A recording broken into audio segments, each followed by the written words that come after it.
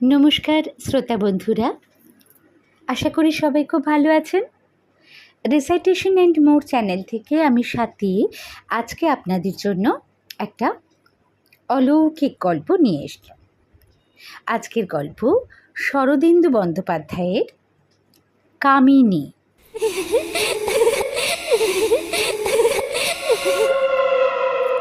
স্টেশনে ট্রেন থামিতেই হ্যাটকোট পরা সুরনাথবাবু নামিয়ে পড়িলেন। স্টেশনটি ছোট, তাহার সংলগ্ন জনপথটিও বিস্তীর্ণ নয়। ট্রেন 2 মিনিট থামিয়া চলিয়া গেল। সুরনাথ ঘোষ একজন পোস্টাল ইন্সপেক্টর। সম্প্রতি এদিকটার গ্রামাঞ্চলে কয়েকটি নূতন পোস্ট অফিস খুলিয়াছে। সুরনাথবাবু সেগুলি পরিদর্শন করিতে আসিয়াছেন। ইতিপূর্বে তিনি এদিকে কখনো আসেন নাই। ছোট সুটকেসটি হাতে লইয়া তিনি স্টেশন হইতে বাহির হইলেন। সঙ্গে অন্য কোনো লটবহর নেই। সুটকেসের মধ্যে আছে এক সেট প্যান্টুলুন, ধুতি, গামছা, সাবান, দাঁত মাজিবার বুরুশ ইত্যাদি। স্থানীয় পোস্ট অফিসটি স্টেশনের কাছেই। ডাক এবং তার দুইই আছে, কিন্তু সবই শহরের অনুপাতে। একজন পোস্টমাস্টার, একজন কেরানি ও 2 জন পিয়ন। পোস্ট অফিসের পশ্চাৎভাগে পোস্টমাস্টার সপরিবারে বাস করেন। বেলা আন্দাজ 11টার সময় সুরনাথবাবু পোস্ট অফিসে আসিয়া নিজের পরিচয় দিলেন। পোস্টমাস্টার খাতির করিয়া তাহাকে ভিতরে লইয়া গেলেন। দ্বিপ্রহরের আহারাদির ব্যবস্থা পোস্টমাস্টারবাবুর বাসাতেই হইল। মধ্যাহ্ন ভোজনের পর সুরনাথবাবু ঘণ্টাখানিক বিশ্রাম করিলেন। তারপর আবার ধরাচূড়া পড়িয়া যাত্রার জন্য প্রস্তুত হইলেন। ইতিমধ্যে তিনি খবর লইয়াছেন যে 3টি পোস্ট অফিস পরিদর্শনে তিনি যাবেন, তাহার মধ্যে সবচেয়ে যেটি নিকটবর্তী সেটি 12 মাইল দূরে। কাঁচা পাকা রাস্তা আছে। সুরনাথ তার পিয়নের সাইকেলটি ধার লইয়াছেন। আজ সন্ধ্যার সময় উদ্দিষ্ট গ্রামে পৌঁছিবেন। কাল সকালে সেখানকার পোস্ট অফিস তদারক করিয়া সন্ধ্যার পূর্বে ফিরিয়া আসিবেন। তারপর আবার অন্য পোস্ট অফিসের উদ্দেশ্যে যাত্রা করিবেন। সাইকেলের পশ্চাৎভাগে ছোট সুটকেসটি বাঁধিয়া সুরনাথ তাহাতে আরোহণের উদ্যোগ করিলে পোস্টমাস্টার বলিলেন, এখান থেকে মাইল 5-6 দূরে রাস্তা দুফাঁক হয়ে গেছে। ডান হাতি রাস্তা দিয়ে গেলে একটু ঘুর পড়ে বটে, কিন্তু আপনি ওই রাস্তা দিয়েই যাবেন। সুরনাথ জিজ্ঞাসা করলেন, কেন, বাঁ হাতি রাস্তাটা কি দোষ করেছে? পোস্টমাস্টার বলিলেন, ও রাস্তাটা ভালো নয়। সাইকেলে আরোহণ করিয়া সুরনাথ বাহির হইয়া পড়িলেন। কয়েক মিনিটের মধ্যেই তিনি শহরের এলাকা পার হইলেন। তারপর অবারিত মুক্ত দেশ। দেশটা বর্ণসংকর, অবিমিশ্র পলিমাটি নয়, আবার নির্জলা মরুকান্তারও নয়। স্থানে স্থানে ঘন বন আছে, কোথাও নিস্তর উপাদপ শিলাভূমি, কোথাও নরম মাটির বক্ষ বিদীর্ণ করিয়া রুক্ষ পাথরের ঢিপি মাথা তুলিয়াছে। এই বিচিত্র ভূমির উপর দিয়া নির্জন পথটি আঁকিয়া বাঁকিয়া চলিয়াছে। আকাশে পৌষ মাসের স্নিগ্ধ সূর্য, বাতাসে আতপ্ত আরাম। সুরনাথ প্রফুল্ল মনে মন্থর গতিতে চলিয়াছেন। মাত্র 12-14 মাইল পথ, সাইকেলে যাইতে কতই বা সময় লাগিবে। সুরনাথের বয়স 40 বছর, মধ্যমাকৃতি, দৃঢ় শরীর, মুখশ্রী মোটের উপর সুদর্শন। তিনি বিপত্নিক। বছর 3 আগে স্ত্রী বিয়োগ হইয়াছে। আবার বিবাহের প্রয়োজন তিনি মাঝে মাঝে অনুভব করেন। বিপত্নিকত্বের ফলে যে ক্ষণিক স্বাধীনতাটুকু লাভ করিয়াছেন, তাহা বিসর্জন দিতেও মন চাহিতেছে না। তিনি যখন 6 মাইল দূরস্থ পথের দ্বিভুজে পৌঁছিলেন, তখন সূর্য পশ্চিম দিকে অনেকখানি ঝুলিয়া পড়িয়াছে। সম্মুখে 2টি পথ ক্রমশ পৃথক হইতে হইতে ধনুকের মতো বাঁকিয়া গিয়াছে। মাঝখানে উঁচু জমি, তাহার উপর তাল খেজুরের গাছ মাথা তুলিয়া আছে। হঠাৎ কোথা হইতে ক্ষুদ্র একখণ্ড কালো মেঘ আসিয়া সূর্যকে ঢাকিয়া দিল। চারিদিক অস্পষ্ট ছায়াচ্ছন্ন হইয়া গেল। সুরনাথ পথের সন্ধিস্থলে সাইকেল হইতে নামিলেন। আগে পাশে নিকটে দূরে জনমানব নাই। আকাশ নির্মল, কেবল সূর্যের মুখের উপর টুকরো মেঘ লাগিয়া আছে, যেন সূর্য মুখোশ পরিয়াছে। সুরনাথ একটু চিন্তা করিলেন, এখনো 6-7 মাইল পথ বাকি। 8 ঘণ্টার মধ্যেই সূর্য অস্ত যাইবে। অন্ধকার হইবার পূর্বে যদি গন্তব্যস্থানে পৌঁছিতে না পারেন, দিকভ্রান্ত হইবার সম্ভাবনা। পোস্টমাস্টার বলিয়াছিলেন বাঁ হাতি রাস্তাটা ভালো নয়, কিন্তু দৈর্ঘ্যে ছোট, সুতরাং বাঁ হাতি রাস্তা দিয়ে যাওয়াই ভালো। সুরনাথ সাইকেলে চড়িয়া বাঁ হাতি রাস্তা ধরিলেন। পোস্টমাস্টার মিথ্যে বলেন নাই, পথ অসমতল এবং প্রস্তরাকীর্ণ, কিন্তু সাবধানে চলিলে আছাড় খাইবার ভয় নাই। সুরনাথ সাবধানে অথচ দ্রুত সাইকেল চালাইলেন। সূর্যের মুখ হইতে মেঘ কিন্তু নড়িল না। মনে হইল মুখে মুখোশ আঁটিয়াই সূর্যদেব অস্ত যাইবেন।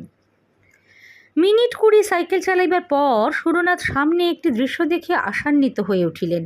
অস্পষ্ট আলোতে মনে হইল যেন রাস্তার দুধারে ছোট ছোট কুটির দেখা যাইতেছে, দু একটা আবছায়া মূর্তিও যেন ইতস্তত সঞ্চরণ করিয়া বেড়াইতেছে। আরও কিছু দূর অগ্রসর হইবার পর পাশের দিকে চোখ ফিরাইয়া সুরনাথ ব্রেক কষিলেন। একটি ছোট মাটির কুটির যেন মন্ত্র বলে রাস্তার পাশে আসিয়া দাঁড়াইয়াছে। আশেপাশে অন্য কোনো কুটির দেখা যায় না। এই কুটিরটি যেন গ্রামে প্রবেশের মুখে প্রহরীর মতো দাঁড়াইয়া আছে। সুরনাথ রাস্তার ধারে যেখানে সাইকেল হইতে নামিলেন সেখান হইতে 3 গজ দূরে কুটিরের দাওয়ায় খুঁটিতে ঠেস দিয়া একটি যুবতী বসিয়া আছে।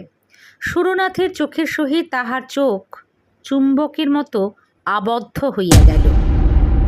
চাষার মেয়ে, গায়ের রং মাজা পিতলের মতো পিতাভ, দেহ যৌবনের প্রাচুর্যে ফাটিয়া পড়িতেছে, মুখের ডৌল দৃঢ়, প্রগল্ভতার সমাবেশ, মাথায় অযত্ন বিন্যস্ত চুলের প্রান্তে একটু পিঙ্গলতার আভাস, চোখের তারা বড় বড়, পরিধানে কেবল একটি কস্তাপার শাড়ি, অলঙ্কার নাই, সধবা কি বিধবা কি কুমারী বোঝা যায় না। তাহার দিকে কিছুক্ষণ চাহিয়া থাকিলে মনে হয় যেন আগুন রাঙা চুল্লির দিকে চাহিয়া আছি। হ্যাঁ গা, তুমি কোথায় যাবে? যুবতী প্রশ্ন করিল। দাঁতগুলি কুন্দশুভ্র, গলার স্বর গভীর ও ভরাট, কিন্তু কথা বলিবার ভঙ্গি গ্রাম্য। সুরনাথের বুকের মধ্যে ধকধক করিয়া উঠিল। দীর্ঘকালের অনভ্যস্ত একটা অন্ধ আবেগের স্বাদ তিনি অনুভব করিলেন, কিন্তু তিনি লঘুচেতার লোক নন। সবলে আত্মসংযম করিয়া বলিলেন, রতনপুর। যুবতী দাওয়ার কিনারায় পা ঝুলাইয়া বসিয়া মুক্তকণ্ঠে হাসিয়া উঠিল।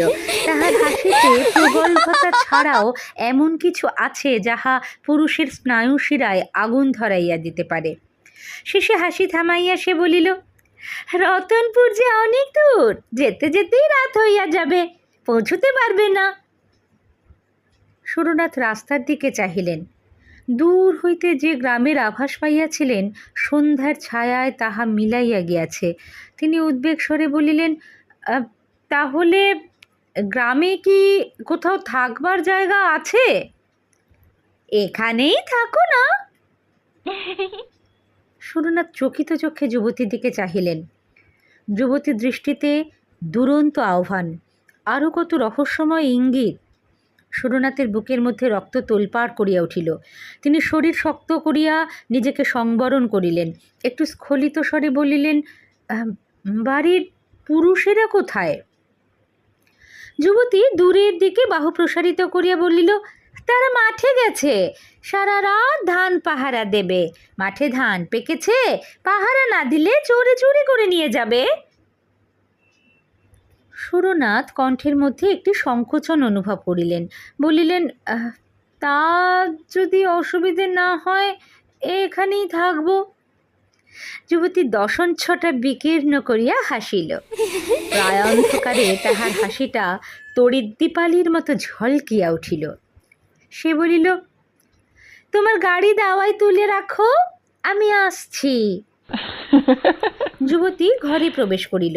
একটু মাদুর আনিয়া দাওয়ার পাশে পাতিয়া দিল। 1 ঘটি জল ও গামছা খুঁটির পাশে রাখিয়া বলিল, হাত মুখ ধো, চা খাবে তো? আমি এখনই তৈরি করে আনছি। যুবতী ঘরের মধ্যে চলিয়া গেল। সুরনাথ হাত মুখ ধুইয়া মাদুরে বসিলেন। ঘরে প্রদীপ জ্বলিয়া উঠিল। আলোর পীত বর্ণধারা দাওয়ায় আসিয়া পড়িল। বাইরে নিরন্ধ্র অন্ধকার চরাচর গ্রাস করিয়া লইয়াছে। সুরনাথ বসিয়া চিন্তা করিতে লাগিলেন। তাহার মানসিক অবস্থার বর্ণনা অনাবশ্যক। ব্যাধ সরাহত মৃগ, বহ্নিমুখ বিবিক্ষ পতঙ্গের মানসিক অবস্থা কে কবে বিবৃত করিয়াছে?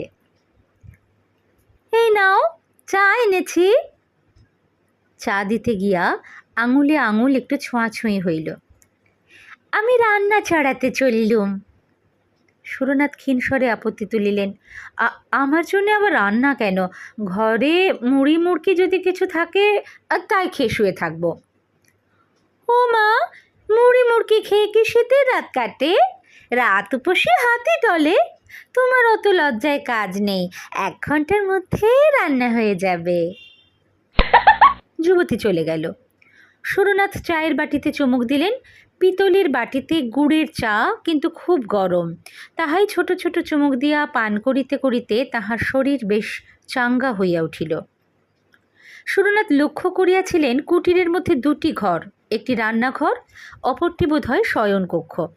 তিনি অনুমান করিলেন দাওয়ায় মাদুরের উপর তাঁর শয়নের ব্যবস্থা হইবে। সেই ভালো হইবে।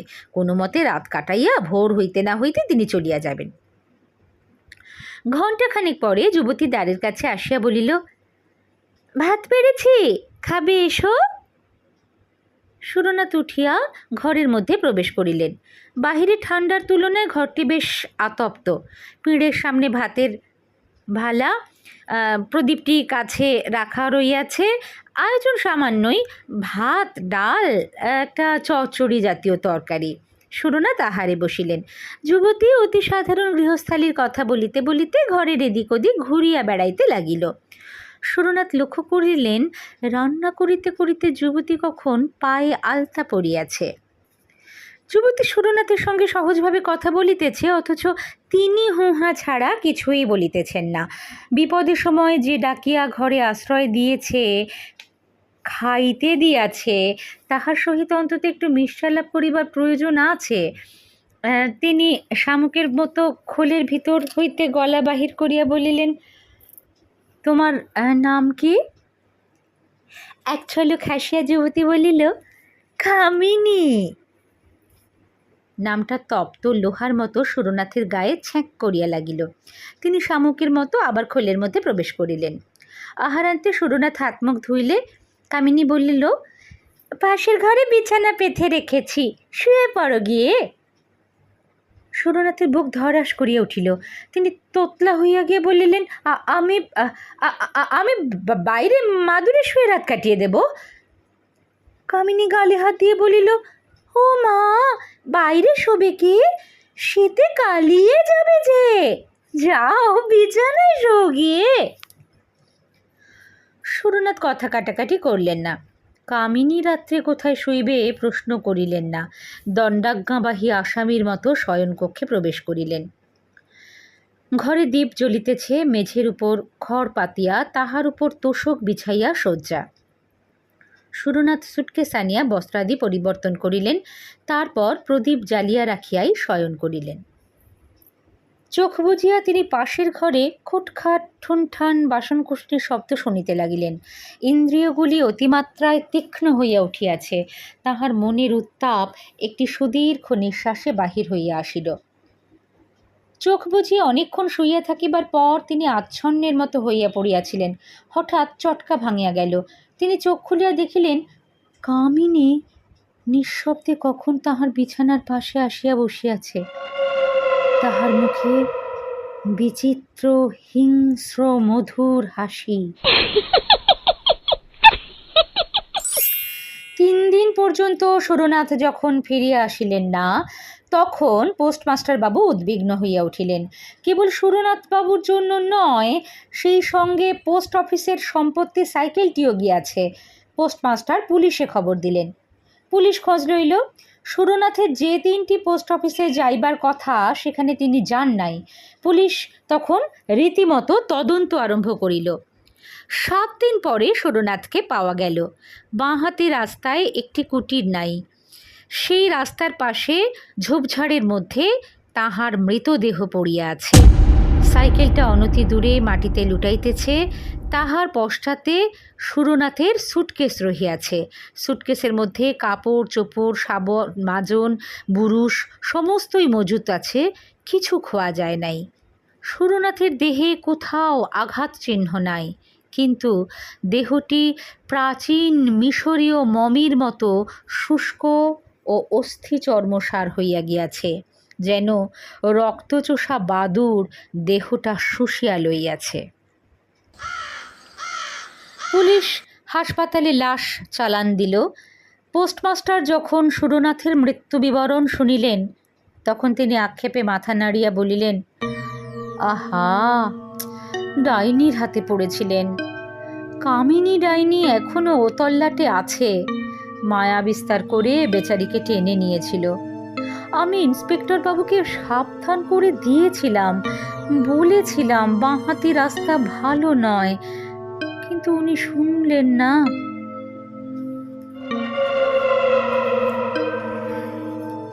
শুনছিলেন অলৌকিক কাহিনী।